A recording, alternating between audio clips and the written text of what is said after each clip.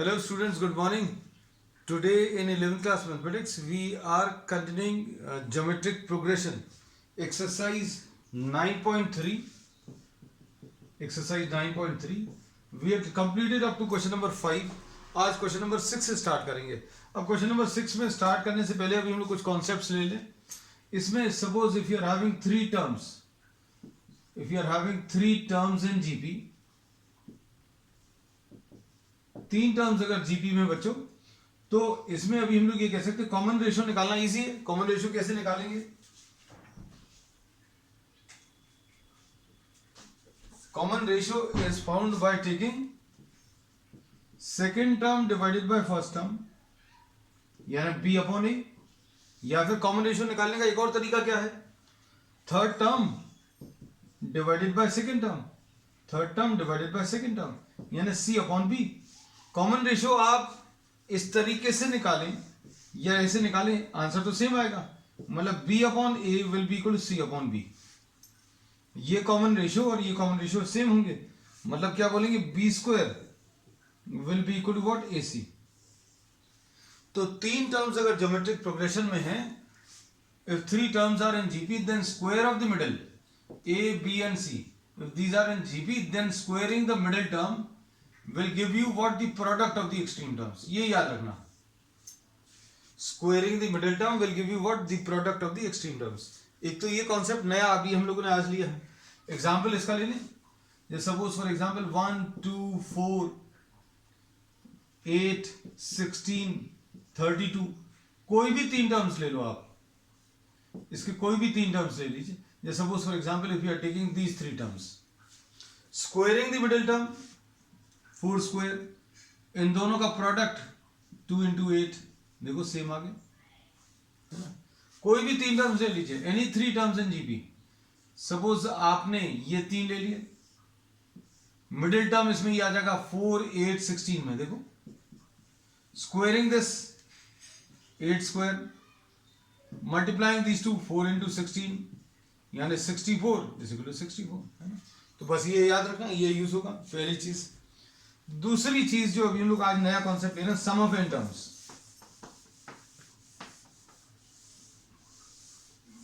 Some of n terms के बारे में देखो जरा क्या कह सकते हैं.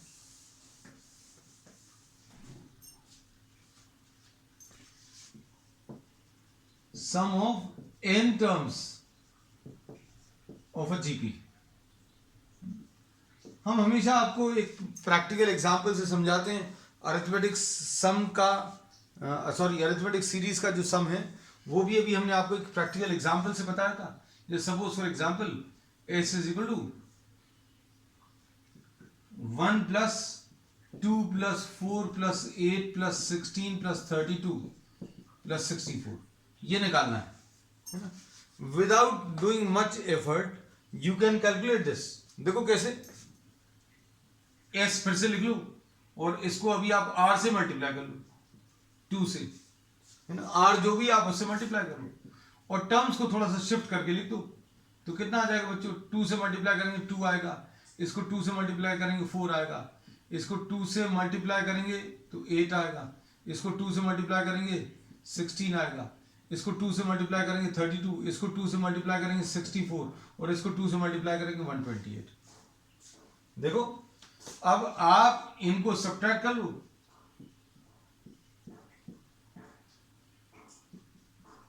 तो क्या होगा? ये अंदर के सारे टर्म्स कैंसिल हो जाएंगे. क्या बचेगा? s will be equal to minus S will be equal to 1 minus 128, यानी s की वैल्यू 127 आ जाएगी. तो अब हम लोग इसमें यही बोलते हैं बच्चों के, देखो कितना इजी मेथड है. आपको सिर्फ कुछ स्टेप्स लिखने पड़े, तुरंत आंसर आ गया. नहीं तो आप सारे नंबर्स को आप ऐड करते बैठते हैं. अब इसको अगर आप ऐड करोगे तो ये कितना आएगा? 96, 96 और 16, 112 और 8, 120, 124, 126, 127. आंसर 127. तो ये तो अभी हम लोगों ने तरीका बताया, क्या एक जनरल आइडिया कि आप कैसे सम ऑफ एन टर्म्स निकाल सकते हैं ना. अब इसी चीज का यूज करेंगे. देखो फॉर्मूला बनाने में, फॉर्मूला भी बनाना अपन.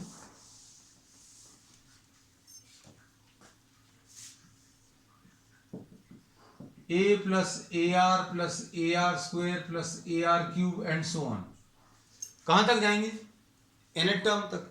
nth टर्म बच्चों इसका कितना आएगा? A are to the power of n minus one. थोड़ा सा पास में लिख रहे हैं, a are to the power of n minus one. n term से ये, अब हम इसको r से मल्टीप्लाई कर रहे हैं, एस आर, और लिखते समय एक टर्म को राइट की तरफ शिफ्ट कर दे रहे हैं। ए आर, ए से मल्टीप्लाई किया ए r square, A r cube and so on, और आखिरी टर्म को आप r से मल्टीप्लाई करोगे तो A are to the power of n आएगा। अब दोनों को सब्ट्रैक्ट करो। सब्ट्रैक्ट करने में क्या आएगा बच्चों? सब्ट्रैक्ट करने में अंदर के ये सारे टर्म्स कैंसिल हो जाएंगे, ये वाले सारे टर्म्स कैंसिल हो जाएंगे। क्या बचेगा? s into one minus R will be equal to A minus A are to the power of n, है ना बच्चों? इसमें किसी को डाउट हो सकता है ये कहां से आया। इसको अगर आप A are to the power of n minus one को अगर आप r से मल्टीप्लाई करोगे तो कितना आ जाएगा? A are to the power of n minus one, और इसका पावर कितना? वन, तो ये पावर z हो जाएंगे, A are to the power of n आएगा, है ना। तो ये लास्ट टर्म कैसे मिला? इसको r से मल्टीप्लाई करके। अब देखो s की value a into one minus are to the power of n upon one minus R, ये फॉर्मूला आ गया सम ऑफ n टर्म्स। अब ध्यान से सुनना, सम ऑफ n टर्म्स का फॉर्मूला आने के बाद इसको एक और फॉर्म में जनरली एक्सप्रेस करते हैं। कौन सा? s is equal to a r to the power of n minus one upon r minus one. Same formula है, लेकिन ऐसा लग रहा है जैसे ऊपर नीचे आपने माइनस साइन से मल्टीप्लाई कर दिया, है ना। और इसको अभी हम लोग ये कहते हैं कि थोड़ा सा इजी पड़ जाता कब? जब r स्मॉलर देन वन है तो ये यूज कर लो। क्यों? वन में से छोटा नंबर माइनस करोगे तो पॉजिटिव आएगा, और r ग्रेटर देन वन है तो इसको यूज कर लेना।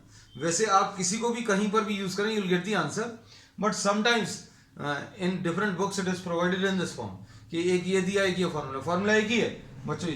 फॉर्मूला भी हमने बताया आपको यही है, लेकिन कुछ बुक्स में दो बनाकर दे दिया कि इसको r स्मॉलर देन वन के लिए यूज कर लिया, इसको r greater than one. But if you use any formula anywhere you will get the answer definitely. चलो अब प्रॉब्लम स्टार्ट करते हैं आज के। क्वेश्चन नंबर 6 देखो। क्वेश्चन नंबर 6 में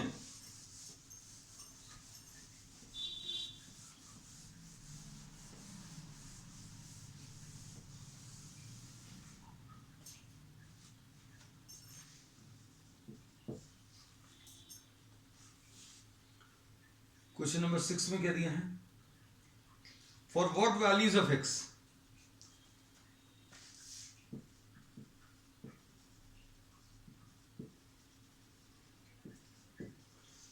values of x minus 2/7 x and minus 7/2 are in GP। ये GP में है बच्चों, जीपी में है तो आप क्या करोगे? बीच वाले को स्क्वायर कर दूं। मान लीजिए किसी को ये याद नहीं रहा तो क्या करना वो भी बताएंगे। बीच वाले को स्क्वायर कर दो इन दोनों के मल्टीप्लिकेशन के बराबर, तो एक्स स्क्वायर की वैल्यू बच्चों कितनी आ जाएगी? वन। एक्स की वैल्यू कितनी आ जाएगी? Plus minus one. This is the answer. अब किसी को अगर ये याद नहीं रहा तो क्या करोगे भाई? आप कॉमन रेशियो से निकाल लो, x upon minus 2/7 this upon this, और minus 7/2 divided by x. Solve करोगे तो यही आएगा, है ना, क्योंकि कॉन्सेप्ट तो अभी हम लोगों ने यही यूज किया। नेक्स्ट क्वेश्चन नंबर 7 देखो।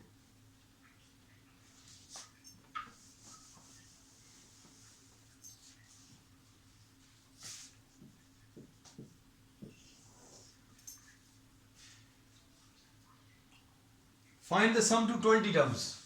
0.15 plus 0.015 plus 0.0015 and so on. 20 terms. देखो इसको सॉल्व करना है। अब इसको कैसे सॉल्व करेंगे?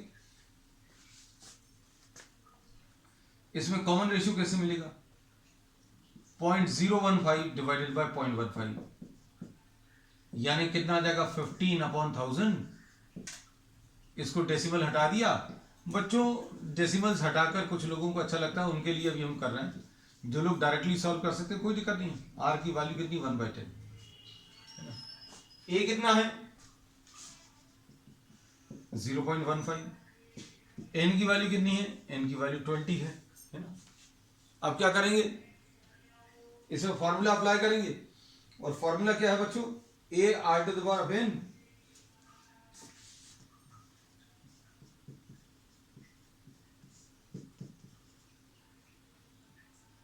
एस की वैल्यूज रख दो। ए कितना है बच्चों 0.15, 1 माइनस आर, आर कितना है बच्चों 0.15, sorry 0.1, I am sorry 0.1 to the power of 20 upon 1 minus R, R की वैल्यू 0.1। बस इसको सॉल्व करना है ना। बस अब आपको ये देखना है कि कितने स्टेज तक आपको जाना है। 0.15 upon 0.9 into 1 minus 0.1 to the power of 20। हमारे ख्याल से ये तो सॉल्व कर ही नहीं सकते है ना, तो ये कितना आ जाएगा, ये आ जाएगा ऐसा कुछ,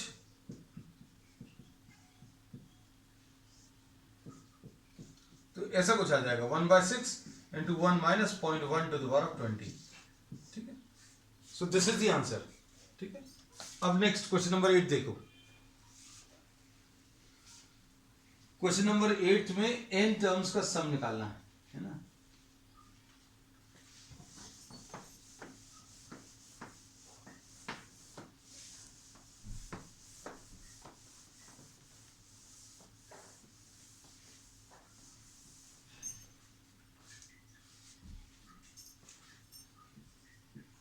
क्वेश्चन नंबर 8 देखो, √7 √21 फिर उसके बाद 3√7 है,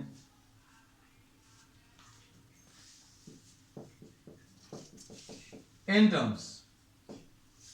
अब इसमें r की वैल्यू बच्चों कितनी आ जाएगी, √21 upon √7, second divided by first term, बस ये कितना आ जाएगा √3 आ जाएगा। अब क्या बोल सकते हैं, s की वैल्यू कितनी आ जाएगी, a इंटू ए की वैल्यू √7 है, 1 minus are to the power of n upon 1 minus R. अब बच्चों इसमें √3 है, ये कॉमन रेशियो, √3 क्या है 1 से बड़ा नंबर है ना।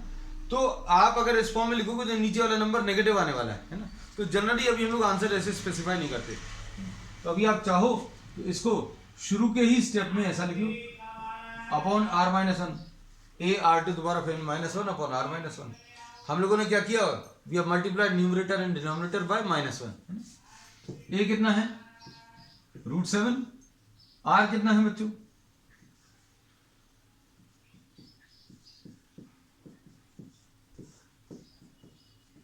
ऐसा कुछ आ जाएगा है ना।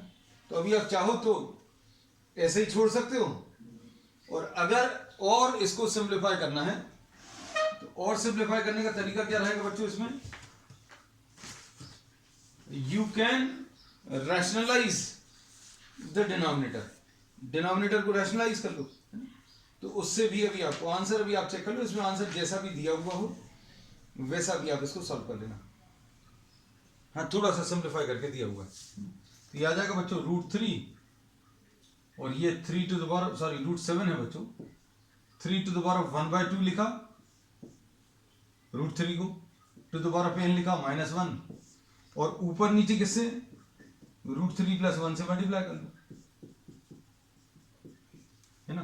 तो कितना आ जाएगा √7, तो ये लिखा है, √3 + 1 ये लिखा है, और नीचे क्या आ जाएगा a - b into a + b a² - b², यानी 3 - 1, तो ये आ जाएगा √7 into √3 + 1 upon 2 into 3 to the power of n/2 - 1, ऐसा कुछ। ठीक है, so this is the answer. चलो नेक्स्ट क्वेश्चन नंबर 9 देखो बच्चों।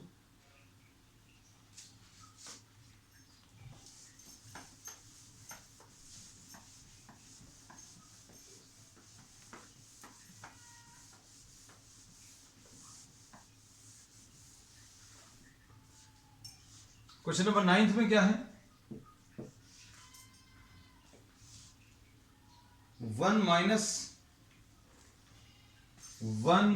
ए square minus a cube plus a to the power of 4 and so on, ऐसा कुछ है। अब क्या करेंगे इसमें? अभी हम लोग इसको कॉमन रेशियो निकाल लो। कॉमन रेशियो कितना आ जाएगा बच्चों? सेकेंड डिवाइडेड बाय फर्स्ट, यानी माइनस से आ जाएगा। फिर ए की वैल्यू बच्चों कितनी है? 1 है ना। और ए के बारे में कुछ दिया क्या? Is something given relative a is not equal to -1, ऐसा कुछ दिया। A is not equal to -1। अब हम लोग क्या करेंगे? ये तो r स्मॉलर देन 1 आ गया है ना। अगर a पॉजिटिव है, चलो जैसा भी है लिख लेना, a into 1 minus are to the power of n upon 1 minus r, है ना। a फर्स्ट टर्म कितना बच्चों? फर्स्ट टर्म इसका 1 है। r कितना है? r की वैल्यू बस ये सॉल्व करना, इतना सा है, मतलब बहुत ज्यादा मुश्किल नहीं है। तो ये आ जाएगा 1 minus a to the power of n।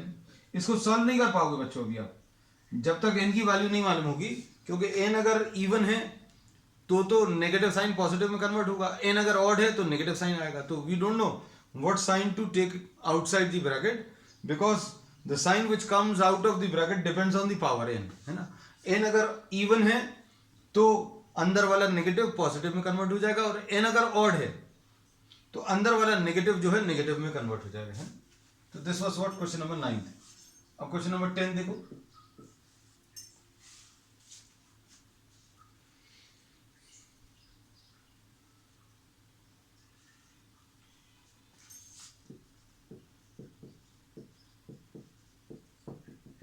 इसमें in terms sum of n terms बताना है ना। तो अब इसमें देखो a कितना बच्चों? ax³ है, और r कैसे मिलेगा? r is second term divided by what? First term, यानी x² आ जाएगा, ऐसा कुछ हो गया। इसके बाद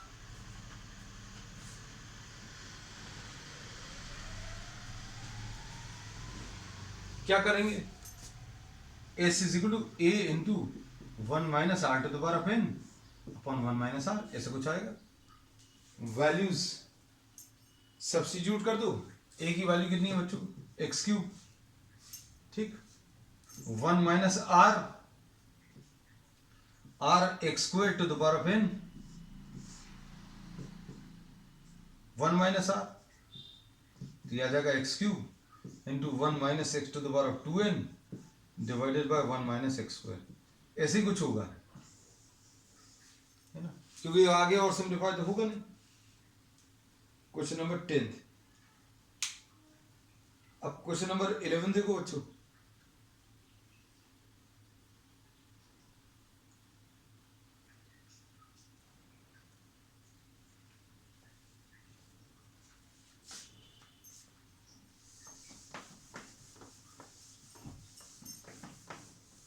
क्वेश्चन नंबर 11।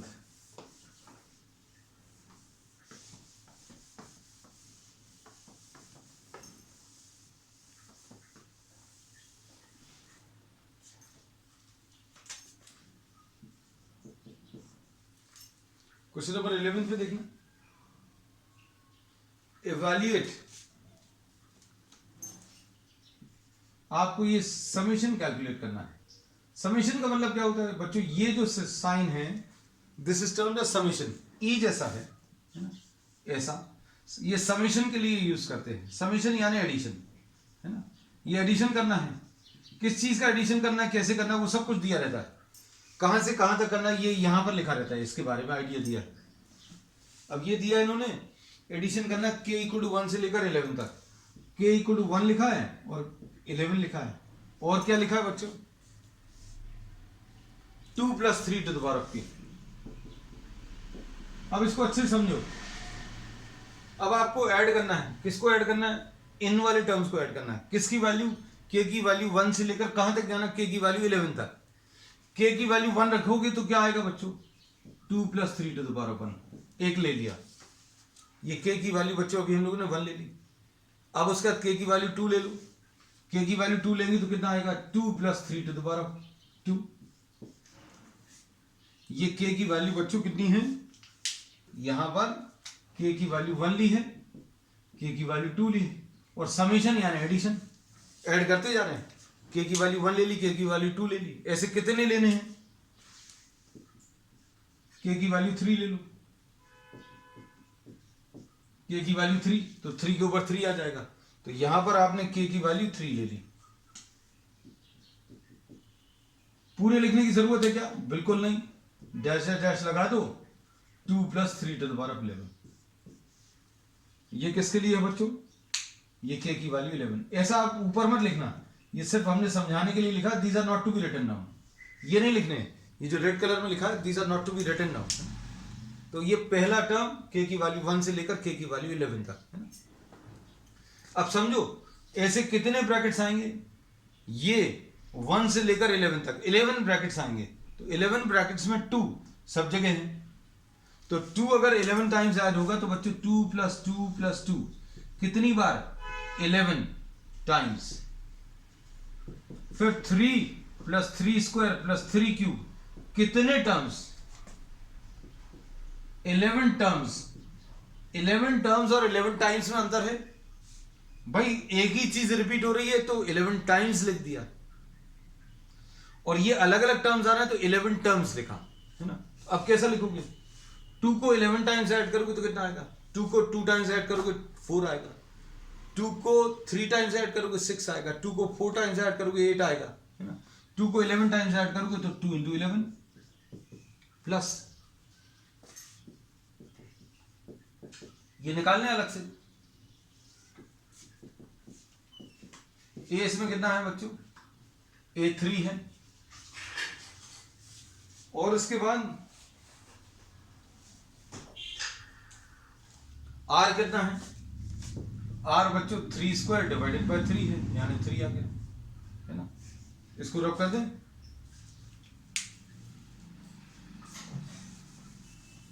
अब क्या लिखेंगे,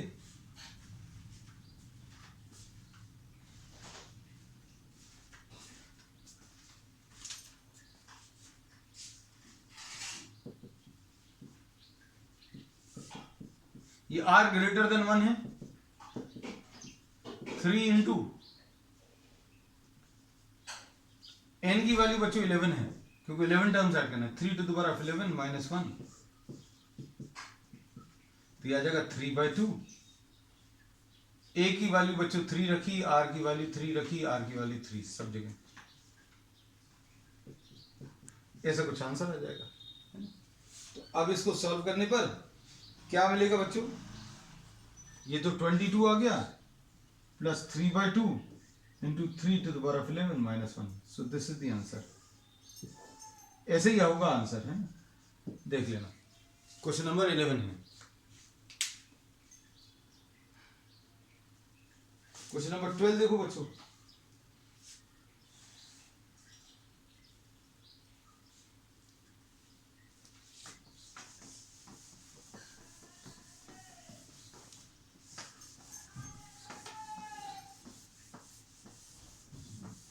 क्वेश्चन नंबर 12 में, क्वेश्चन नंबर 12 देखो,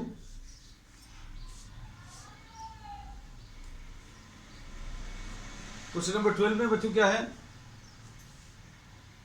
the sum of first 3 terms is 39/10। Sum of 3 terms 39/10, ये जीपी में है, ज्योमेट्रिक प्रोग्रेशन, ये याद रखना। And the product is 1, product of the 3 terms is 1। अब इसमें बच्चों अच्छे से सुनना, जहां कहीं पर भी ये प्रोडक्ट दिया हुआ है, जहां कहीं पर भी प्रोडक्ट दिया हुआ है, वैसे मोस्ट ऑफ दी केसेस में अगर 3 टर्म्स अज्यूम करने तो बच्चों क्या करेंगे, AR स्क्वायर ले लो, तो A + AR + AR स्क्वायर ऐसा कुछ आ जाएगा, ये 39/10। फिर इनको मल्टीप्लाई कर लो, A × AR × AR स्क्वायर है ना। इससे क्या मिलेगा बच्चों, इससे अभी हम लोगों को ए क्यूब आर क्यूब, इसकी वैल्यू कितनी 1, तो ए आर की वैल्यू 1 आ जाएगी। ए आर की वैल्यू 1 रख लो, है ना, तो कितना आ जाएगा, ए इंटू 1 प्लस आर स्क्वायर की वैल्यू आ जाएगी, है ना। तो आपको बहुत सारे तरीके हैं, देखो a plus a r plus a r into r, ये देखो ए आर यही लिखा है, इसको ए आर इंटू आर लिख लिया, इज इक्वल टू 39/10। ये कॉपी किया बच्चों, देखो ए आर की वैल्यू कितनी 1 रख लो, a plus 1 into r is equal to 39/10, यानी a plus r will be equal to 39/10, ऐसा कुछ आ जाएगा। फिर इसको इन दोनों इक्वेशंस को सॉल्व कर लेना। तो मतलब ये थोड़ा सा कॉम्प्लिकेटेड है, एक तो तरीका ये है। फिर अभी हम लोग ये कहते हैं बच्चों, अगर 3 टर्म्स दिए हैं तो 3 टर्म्स का product, sorry if 3 terms are given and their product is given, तो अभी हम लोग क्या बोलते हैं, ए आर, ये 2 टर्म्स आप ले रहे हो, आप एक पिछला टर्म अज्यूम कर लो ए अपॉन आर, ये जीपी में होंगे। जीपी में कैसे होंगे बच्चों, देखो ध्यान से, इसको आर से मल्टीप्लाई करेंगे ये मिलेगा, इसको आर से मल्टीप्लाई करेंगे ये मिलेगा। So if 3 terms are to be assumed, ये याद रखना, जिनका if 3 terms are to be assumed in GP whose product is given, product अगर दिया हुआ है तो ऐसा अज्यूम करने में फायदा है। क्या फायदा है अभी समझ में आ जाएगा। These are 3 terms in GP, ये 3 टर्म्स इन जीपी हैं। अब इनका प्रोडक्ट कितना आ जाएगा बच्चों, a upon r into a r, ऐसा कुछ आ गया प्रोडक्ट तीनों का, और तीनों का प्रोडक्ट बच्चों 1 है। अब ऐसा लेने से फायदा क्या हुआ, लो आर कैंसिल हो गया, तो ए क्यूब की वैल्यू 1 आ गई, मतलब ए की वैल्यू 1 आ गई, ये फायदा है ना। अब इसके बाद देखो बच्चों आगे चलें, अब इसमें क्या दिया है, सम दिया है। एक मेथड तो अभी हमने डिस्कस कर लिया, ये जो रब कर दिया है ना, आपको जो अच्छा लगे, लेकिन अभी हमारी सलाह ये है, just my advice that if 3 terms are to be taken then a upon r, a and a r, ऐसा ले लो। 5 टर्म्स लेने हैं, अगर 5 टर्म्स लेने हैं तो कैसे लोगे, a r a upon r, ये तो 3 का है, अब इसमें एक टर्म इधर बढ़ा दो ए आर स्क्वायर, और इधर भी एक बढ़ा दो, लेकिन ये तभी लेना है जब क्या, प्रोडक्ट दिया हुआ है, ठीक है, ये याद रखना। चलो अब आ जाओ वापस इस पर, ए की वैल्यू 1, अब सम दिया है, सम 39/10, मतलब a upon r plus a r, तीनों का एडिशन 39/10, ठीक। अब इसे बच्चों क्या करो, आप ए की वैल्यू सब्स्टिट्यूट कर दो। ए की वैल्यू सब्स्टिट्यूट करने पर क्या आ जाएगा, 1 upon r plus 1 plus r is equal to 39/10, 1 upon r plus r is equal to 39/10 minus 1, ऐसा कुछ आएगा, है ना। तो ये कितना आ जाएगा, 1 plus r square upon r is equal to 29/10। LCM अगर आप लोगे तो ये 29/10 आ जाएगा, तो ये कितना आ जाएगा बच्चों, 10 plus 10 r square is equal to 29 r, ऐसा आएगा। और कैसा लिखेंगे, 10 r square minus 29 r plus 10 is equal to 0, ऐसा कुछ आएगा। अब क्या करोगे, ये 29 लाना और 100 लाना है ना, तो 10 r square minus 25 r minus 4 r, splitting the mid term से ले लो बच्चों। 29 आर को आपने क्या स्प्लिट कर लिया, 25 और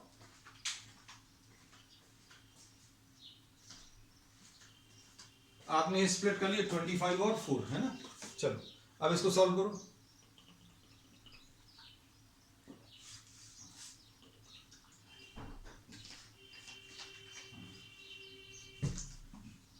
सॉल्व करने पर बच्चों कितना आएगा, 5r into 2r minus 5 minus 2 into 2r plus 5 is equal to 0, 5r minus 2 into 2r minus 5 is equal to 0। तो r की वैल्यू बच्चों 2/5 या r की वैल्यू 5/2 ऐसा कुछ आ जाएगा। अब देखो इसमें क्या पूछा था क्वेश्चन में, देखो अब इसमें उन्होंने 3 टर्म्स पूछे थे, तीनों टर्म्स बताने हैं। अब इसको अच्छे से समझना, आपको ऐसा लग रहा है कि 3 टर्म्स पूछे तो ये यहां पर तो 2 आंसर्स आ रहे हैं। देखो इसको रब कर दें, इसको रब कर दें, ये 1 अगर लिया कॉमन रेशो 5/2 लिया तो 5/2 से मल्टीप्लाई करो, 1 को 5/2 से मल्टीप्लाई करो तो 5/2 आ जाएगा, और 1 को 5/2 से डिवाइड करो 2/5 आ जाएगा। लो भाई, एक तो ये आ गया। फिर r की वैल्यू 2/5 अगर ले लिया, अगर 2/5 लिया तो क्या आएगा, a तो 1 है, r से मल्टीप्लाई करो तो ये 2/5 आ जाएगा, r से मल्टीप्लाई कर दिया। फिर r से डिवाइड करो तो 1/2/5 यानी 5/2। टर्म्स वही आए हैं लेकिन सीक्वेंस 2/5 1 5/2 5/2 1 2/5, मतलब आंसर परफेक्टली सेम है। चलो नेक्स्ट, इसके बाद next question, how many terms of this GP are needed to give sum 120 है। अब कुछ क्वेश्चंस बच्चों प्रेजेंस ऑफ माइंड थोड़ा सा रखना, अगर आपको 1 मार्क का है या कुछ भी है ना, तो आपको थोड़ा सा सोचने में समझ में आना चाहिए। हम लोग वही बोलते हैं कि आप सिर्फ मशीन जैसे फॉर्मूलेज अप्लाई नहीं करते जाना, थोड़ा सा सोच कर भी देखना। इस क्वेश्चन को पढ़ने के बाद हमें ये लाइनें बोलने की जरूरत पड़ी। क्या है, इन्होंने क्वेश्चन नंबर 13 में बोला है,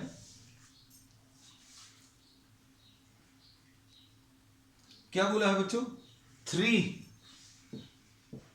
स्क्वायर 3 क्यूब,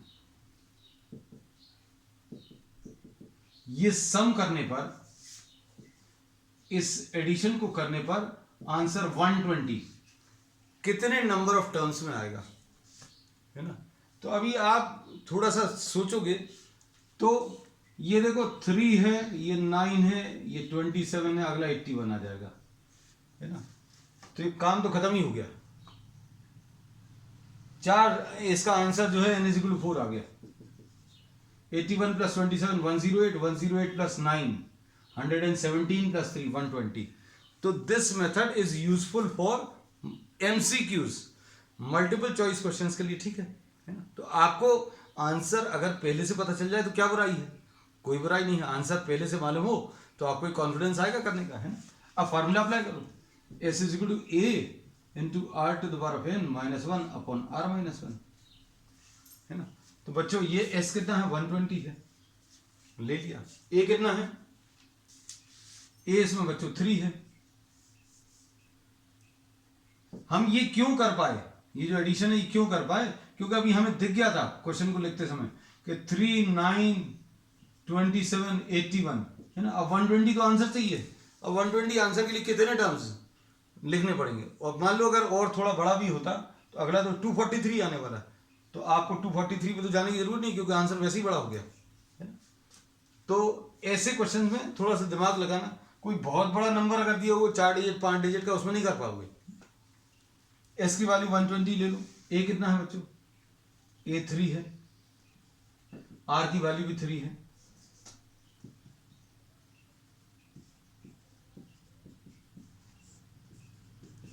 चलो अब इसके बाद क्या होगा, 3 40 कितना आ जाएगा, 40 × 2 ऐसा कुछ आएगा।